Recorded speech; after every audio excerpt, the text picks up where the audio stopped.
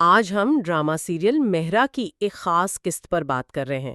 ہمارے پاس اس کا ایک تنقیدی جائزہ ہے جو کافی تفصیل میں جاتا ہے۔ جی، اور یہ جائزہ خاص طور پر سکندر اور انوشا کے رشتے کو دیکھتا ہے۔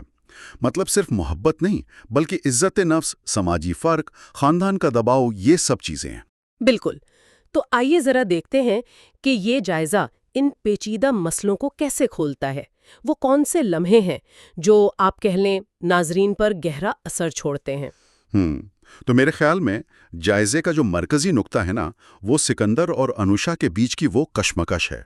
یہ صرف ان کی کہانی نہیں، بلکہ جیسے آپ نے کہا، معاشرے کا عکس بھی ہے۔ اچھا، تو جائزہ ایک اہم موڑ بتاتا ہے جب سکندر کے دوست وہ انوشا کی بے عزتی کرتے ہیں۔ جائزہ کہتا ہے یہ صرف ایک واقعہ نہیں، یہ معاشرے میں جو طبقاتی غرور ہے نا اسے دکھاتا ہے۔ صحیح۔ سکندر معافی مانگ لیتا ہے، وہ تو ٹھیک ہے، لیکن سوال یہ ہے جو جائزہ بھی اٹھاتا ہے کہ کیا وہ واقعی اپنے دوستوں کے اس رویے سے الگ رہ پائے گا یا انوشا کو بچا پائے گا؟ ہاں، یہ بڑا دلچسپ نقطہ ہے، کیونکہ یہ فوراً طبقاتی فرق کو سامنے لے آتا ہے۔ اور پھر جب سکندر انوشا کو اپنا وہ عالیشان گھر دکھاتا ہے، ہاں، بظاہر تو بڑا رومانوی سین لگتا ہے، لیکن جائزے کے مطابق وہ لمحہ بھی انوشا پر ایک اندیکھا سا دباؤ ڈالتا ہے۔ صحیح۔ اس کی خاموشی، وہ الجھن جو ہے، یعنی وہ فرق وہی محسوس ہو رہا ہوتا ہے۔ جی بالکل، وہ طبقاتی فرق کی وجہ سے جو ایک کھچاؤ ہے وہ صاف نظر آتا ہے۔ جائزہ یہی کہتا ہے۔ بالکل۔ اچھا، اور پھر آتا ہے رومانٹک عنصر۔ سکندر کی سالگرہ اور شادی کی پیشکش، وہ لمحہ تو کافی یادگار تھا، لیکن جائزہ کہتا ہے کہ یہ جذبہ شاید یک طرفہ لگا۔ مطلب؟ جی، جائزہ اسی طرف اشارہ کرتا ہے۔ وہ کہتا ہے سکندر تو بہت پرجوش ہے، محبت کا اظہار کر رہا ہے، مگر انوشا وہ شاید پوری طرح سے وہاں نہیں ہے۔ اس کی اپنی ایک اندرونی کشمکش چل رہی ہے۔ اور اسی دوران ایک اور چیز چل رہی ہوتی ہے، انوشا کی والدہ کا دباؤ۔ ہاں، روایتی شادی کے لیے۔ جی، اور یہ جیسا کہ جائزہ کہتا ہے، یہ ہمارے معاشرے کی خاص طور پر مڈل کلاس کی حقیقت ہے۔ اکثر لڑکیوں کے فیصلے ان کے نہیں ہوتے، خاندان کے ہوتے ہیں۔ صحیح کہا۔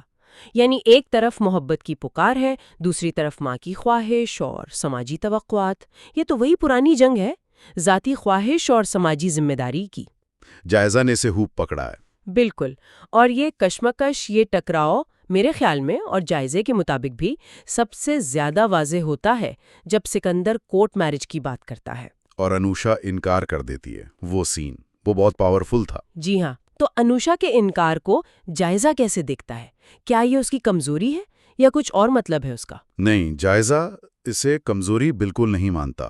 وہ کہتا ہے کہ یہ انکار اصل میں انوشا کی اس کی عزت نفس کی علامت ہے۔ اچھا؟ جی، اور اپنی ماں سے اس کی محبت کی، اور وہ جو خاندانی قدریں ہیں جن کے ساتھ وہ پلی بڑی ہیں، ان سے اس کی وابستگی کی۔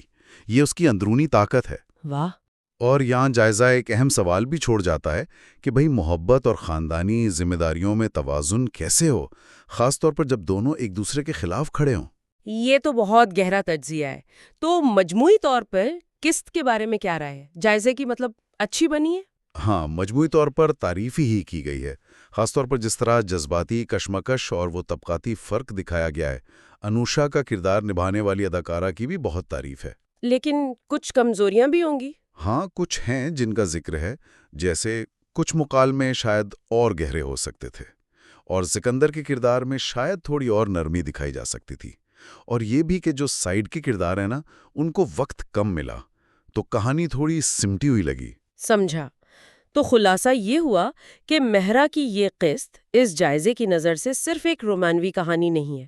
یہ دل اور فرض، اپنی مرضی اور سماج کا دباؤ، امیر غریبی کا فرق اور خاندانی ذمہ داریوں کی جو جنگ ہے اسے کافی اچھے طریقے سے دکھاتی ہے۔ بالکل، اور انوشا کا جو فیصلہ ہے وہ اصولوں پر قائم رہنے کا ایک مضبوط پیغام دیتا ہے۔ جائزہ یہی کہتا ہے کہ یہ قسط دیکھنے والوں کو سوچنے پر مجبور کرتی ہے، ان حقیقتوں پر جو ہم میں سے بہت سے لوگ اپنی زندگی میں جھیلتے ہیں۔ اور اس ساری گفتگو سے میرے ذہن میں ایک سوال ابھر رہا ہے، شاید ناظرین بھی اس پر سوچیں کہ کیا محبت اور اپنی خوشی پانے کے لیے معاشرتی اور خاندانی قدروں سے سمجھوتا کرنا ہی پڑتا ہے؟ یا کیا فرد ہمیشہ اسی کشمکش میں رہتا ہے کہ ایک کو چنے تو دوسرا چھوٹ جاتا ہے؟